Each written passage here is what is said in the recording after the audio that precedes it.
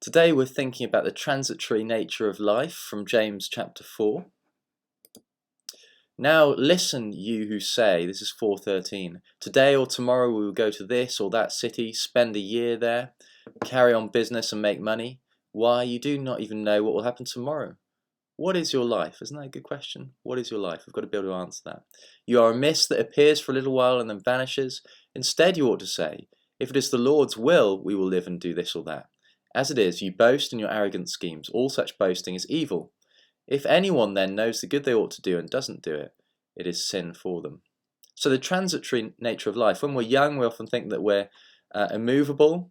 We assume that we'll go on forever, that we won't be easily thwarted in our life plans. But then we start to see that actually we are like a mist, we're transitory. And we see in these verses, we don't even know what will happen tomorrow. What is our life?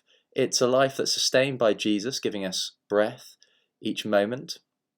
We're like the mist that appears for a little while and then vanishes. Interesting, we would probably compare ourselves naturally to a piece of architecture and something that will be remembered and treasured. But actually we come and go.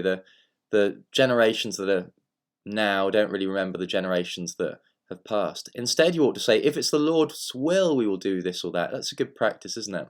So often I think, in 2 years I'll do this, then 3, then 5 years I'll do that. But really, as believers in Jesus, we should say, if it's His will, we'll do this or that.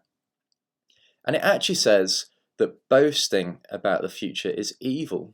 We maybe think it's just unwise, but here it says it's evil, and that's because we're to be so locked into the idea of Jesus sustaining us with each breath, to see that He's keeping us going and that anything can happen. He can call time on things at any point. I've got written in the margin of my Bible, and I don't know whose sermon I wrote this down in, so apologies if I'm stealing your thought when you're listening to this, but I've got written, life is a gift and not a given. Isn't that really important to know? So we have to really we can have hopes for tomorrow, but we can't say this will definitely happen. And I guess COVID's shown us that things are easily thwarted. Instead, you ought to say, if it's the Lord's will, we will live and do this or that. So that's some wisdom for us from the book of James.